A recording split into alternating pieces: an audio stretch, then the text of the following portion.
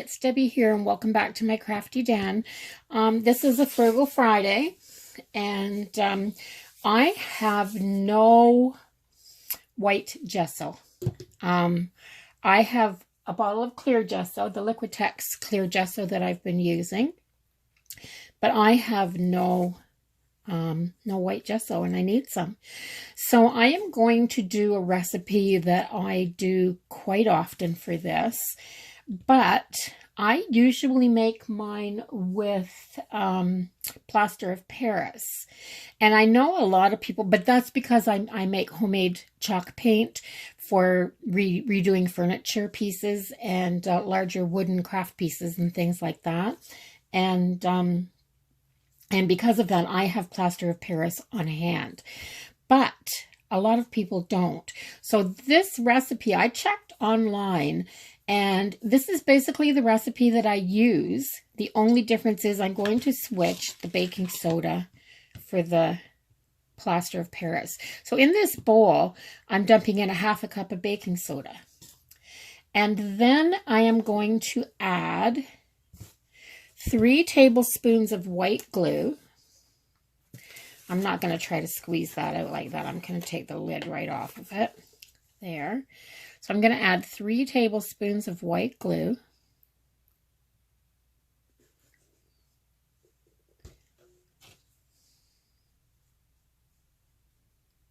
There's 1.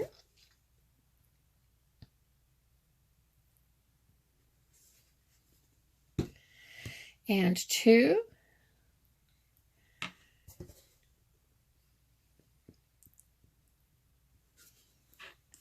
And 3.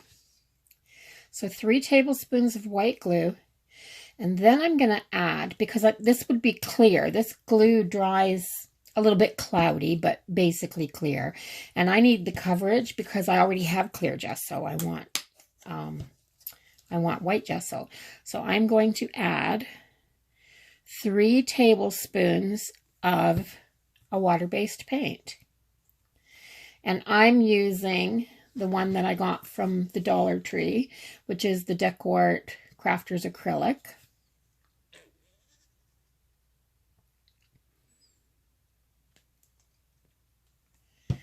So 2.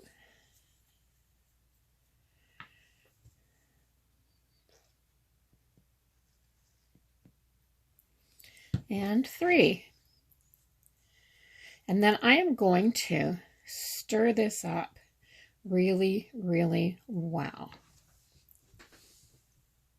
So I just slipped away and washed out my teaspoon because I didn't want that glue and white paint to dry on it. So we'll do this, make sure that's down, and then I am going to just start stirring. I'm going to tip the bowl a little bit. Maybe what I'll do is move you over this way a little bit and then put it down like this so that you can see better.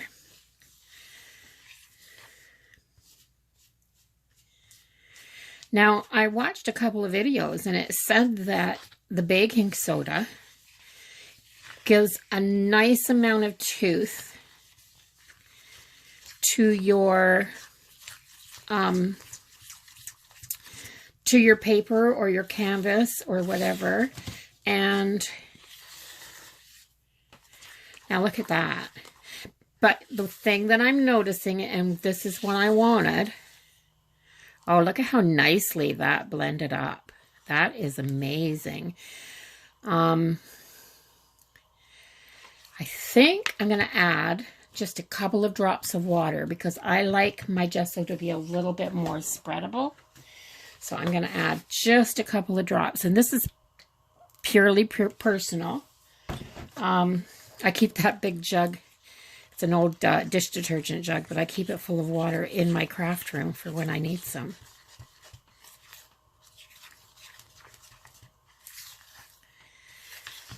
Now, I'll tell you one thing.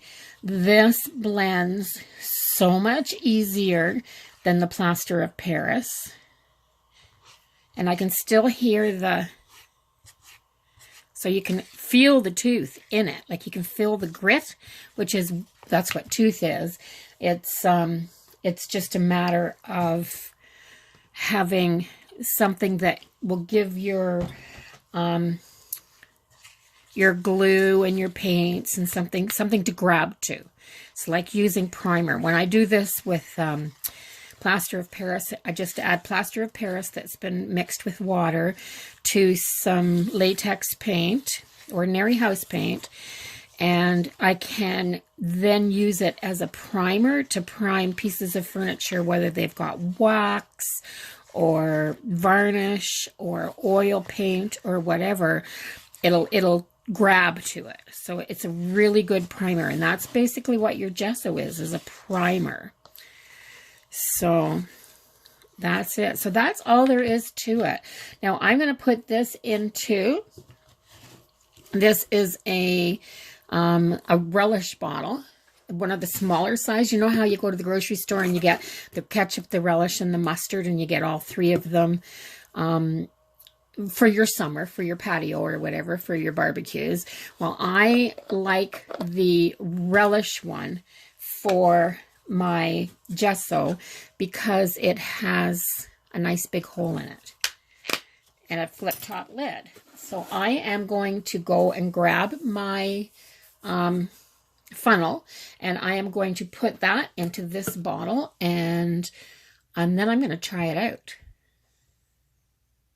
So it's mixed up. I've let it drain down into this bottle through my funnel, and I'm not even going to pour any out. I think that it should be runny enough to just pour some, close that up, right onto my cards here.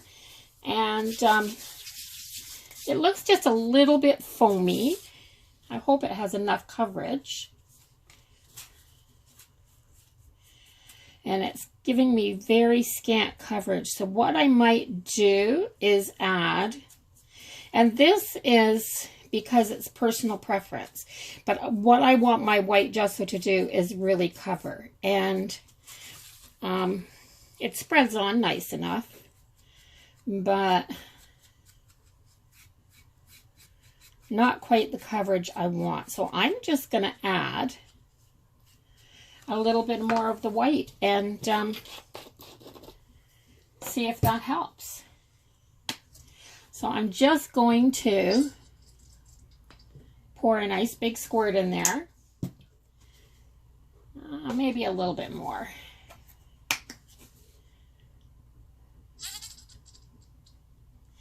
Even if I have too much white paint, it won't hurt it, right? So, and I'm going to shake it up really, really good.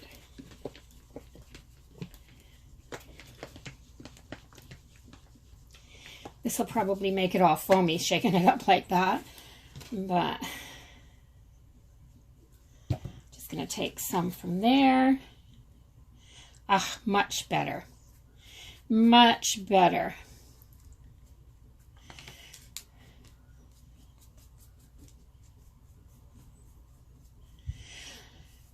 There. So I am going to hit this card with my heat gun for 1 second. This stuff should dry pretty fast. So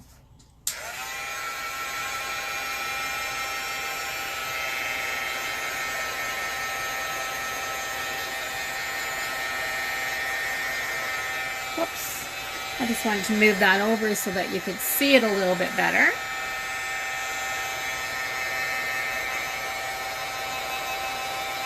And that's all it takes. It looks like it's dry. It's probably not dry, but it's not. But you can hear the tooth in it. So I will let that air dry for a couple of minutes, and then see if it sticks to that cardboard like the store-bought stuff does. So I'm back, and I covered the other ones and brushed it on and let it dry. I just dried it with the heat gun, and yeah, it seems to work very well. So this is the first one I did, and it's been drying while I did these other ones, so it's been about 10 minutes. So you can hear the tooth. You can, like, it's rough. I guess that's it. It's rough. So if you want to put acrylic paints on here, if you want to glue stuff to this, if you want to collage on it, nothing's going to peel back up off of the shiny surface of the cereal box because now you've primed it with your gesso. See, you can hear it. It's awesome. So, and it doesn't stink. Like, there's no smell to it. There is none, no smell to it at all. If you use baby powder, which you can, I've used baby powder, but I can tell you right now, the smell of the baby powder doesn't go away. It's there all the time, every time you use it. And I didn't like the perfumey smell of the baby powder. So yeah, the paper's pliable. So I'm going to give you my recipe for Mod Podge and my recipe for modeling paste or texture paste. So what I do is I'll take my white glue and water it down about 50-50 and put it into a jar. I'll take a small bottle of ordinary white school glue, and depending on what kind you get, any kind of PVA glue will do. So water it down about 50-50, put it in a jar, put the lid on it, and you can use it exactly the same way that you use gesso or that you use Mod Podge. I got a great big bottle of Mod Podge on sale the last time, and it's been about 4 months, and I'm only down about this far, and it's a big bottle like this. So yeah, it's a big one.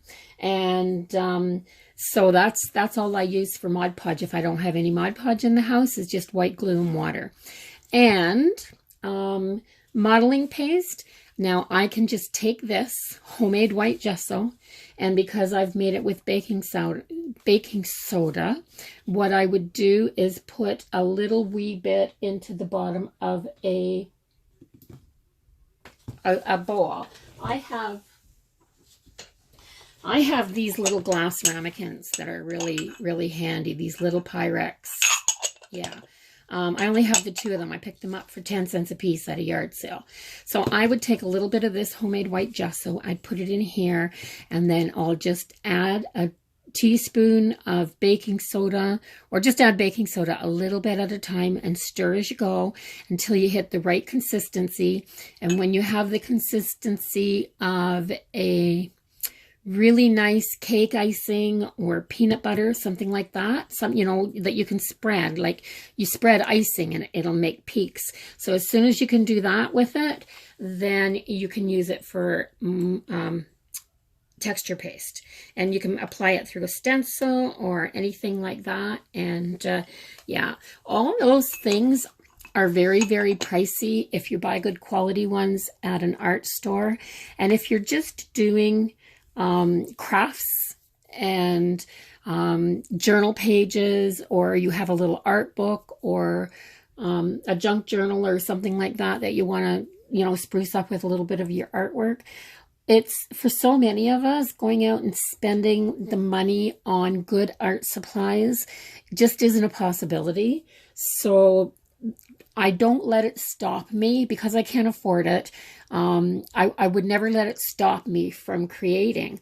So you come up with your own ideas, and YouTube is a great place to find them. This recipe has been done by quite a few girls, I think, on YouTube and Pinterest, but it works. It works. And that's what you need. So you can use baby powder, you can use baking soda, and you can use plaster of Paris. The baby powder smells, and if you don't mind the smell of baby powder, then that's fine. But it stays fairly white. This, I'm noticing, is nice and white. The plaster of Paris will harden up almost like cement if you mix it with some white glue and some water and mix your plaster of Paris in it. And you can make texture paste that way. And it's just a consistency thing. You mix it until you get it right. but it's gray. It comes out like a little bit of a gray color. It doesn't change the color of your paint or anything like that when you put it in it. There's not enough pigment in it, but because it is a plaster, it does have a little bit of a gray tinge to it. Not much, mind you, just a little bit, like it would put it beside this and it would look like a shadow. But that's it. So if you enjoyed this video, please give it a thumbs up. And don't forget to comment and share. And if you're not already a subscriber, I'll leave a link to my subscribe down in the bottom right hand corner. So thanks for watching, everybody. Bye bye for now.